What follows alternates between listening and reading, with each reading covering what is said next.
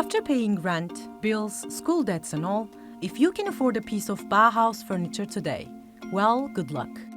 But modern design was not always about using your couch to impress your guests. It was actually about serving people. In 1919, German architect Walter Gropius came up with a radical idea, which he published in the Proclamation of the Bauhaus. The question was, how can we create a new world? His answer was this: by the union of all the arts. So he founded a school in Germany that just did that. And when Hitler closed it at the outset of the Second World War, most of the designers moved to the US, and so did the Bauhaus Movement. And we're talking about Gropius, Ludwig Mies van der Rohe, and the painters like Kandinsky and Paul Klee. There, the movement evolved in the post-war period, fostering ideas of democracy and freedom. And soon after, it spread to India, China, and the USSR. And for Turkey, well, students here got to hear about it in school. We were able to locate a report by the professor Ercüment Kalmık and his 20-year work within ITU, where he was trying to form workshops that would be becoming, let's say, of a Bauhaus education. I find especially the report of Kalmık, where he speaks of, in 49, speaks of getting in touch with a professor at Yale and then trying to learn more about the Bauhaus literature to improve the lessons that he's giving. The idea of Bauhaus is interpreted in so many different levels and ways. It's almost kind of like a tag that comes along with certain types of education. This is Salt Beyoğlu on Istiklal Street, and they're offering a new interpretation of the movement as a globally connected institution in a new exhibition, in collaboration with Bauhaus Imaginista, a major international project marking 100 years of the movement. The show comes in 4 chapters, and what you heard is Turkey's side of the story. For our project, what we wanted to do was to explore not so much the Bauhaus as a school, but more its impact internationally. So looking at the period after 1933. So how did the Bauhaus land in the Soviet Union? What kind of reception in Asia was there for the Bauhaus? And we see that the Bauhaus, we traveled to many different continents, and we saw that almost everywhere you have an art school, design school, architecture school. The Bauhaus is some kind of reference point. But why is this important today? Well, we can actually Google it. This is Google's logo before 2015 and after 2015, featuring serif and sans serif fonts. Serifs are these little additional parts in the letter. The world was all in serif at one point, and for Germans, serifs were part of their national identity. Bold colors, simple and clean designs, functionality. It's modern, more playful and lighter, easily produced and commercialized. It led to forming a global identity with great ease. It was the idea of a kind of new start, you know, so after the war, after independence, that there would be the kind of modernity, technology. There was maybe an enthusiasm and a belief that these things could make a difference to society. And I think the Bauhaus was a part of that. It wasn't the whole story, but it was an important part of that story. For instance, in the case of India, the country didn't just fight the British system of governance, but also their strict and traditional sense of style. Before independence, you had a kind of rejection of the British government school system. So the British imposed a particular education system into India that was kind of traditional and had this division between art and craft, for example. Then in the early 20th century, you had a school that was set up by Rabindranath Tagore that was looking to the European avant-garde. So it looked to the Bauhaus, looked away from the kind of British example. And after India's fight for independence, the country's first Prime Minister, Jawaharlal Nehru, said the design must be used to develop the country. That's why Bauhaus is about more than just frivolous fashion. It's about good design, following rational principles, pursuing new forms and solutions to our basic needs. Sena Arslan, TRT World, Istanbul. Schuldenfrei joins me now. She is a senior lecturer in 20th century modernism at the Courtauld Institute of Art.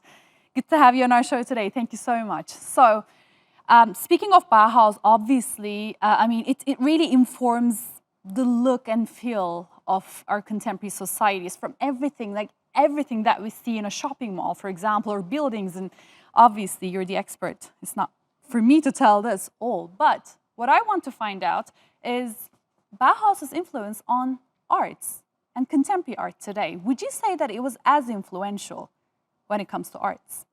I think a lot of the ideas that were taught at the Bauhaus have influenced artists who are working today and in the years in between. One important aspect of the Bauhaus was their so-called preliminary course. And this was a course that all students had to take, no matter if they already came with some art training, in which they really experimented with new materials, the new medium that was available to them. And it's part of this art of experimentation that I think is really important in art education. And I think that pedagogical focus, in particular, that you wouldn't be trained to do something specifically about work with more abstract ideas and many, many different kinds of materials before you went on to specialized training. Of course, at the Bauhaus, you couldn't be taught to paint. You couldn't take a painting class. Rather, you worked in the workshops and you learned about modernism. And then you would go off to a different future, whether you wanted to be an artist or a designer or an architect. It all came down to this preliminary course. And we still have this today in art schools. It's often known as the foundation course. And that's an important legacy of the Bauhaus. Okay, so I want to break it down. It's really important how Bauhaus obviously contributed to arts education. But then when you talked about paintings, it's kind of interesting for me because Bauhaus was basically seen as a move away from traditional art forms. So I think the influence of Bauhaus on paintings is not necessarily, it's lesser known, let's say, than architectural design. So I want to talk about Kandinsky or Klee, for example. Tell us how artists of the era were influenced by Bauhaus, painters. How Bauhaus painters influenced other artists? Yeah, for example, Kandinsky. Specifically?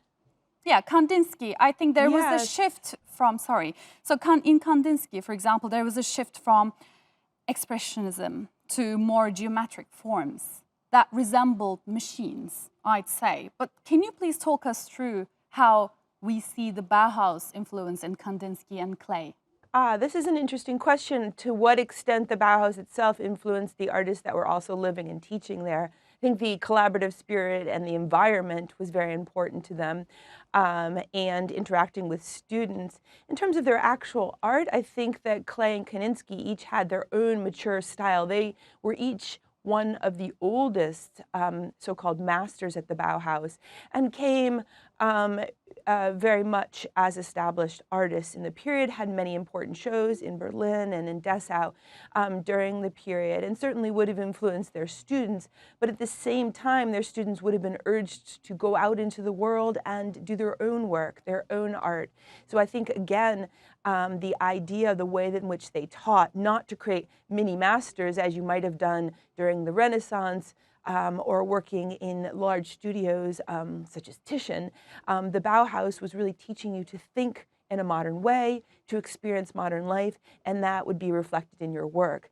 Klee, for example, absolutely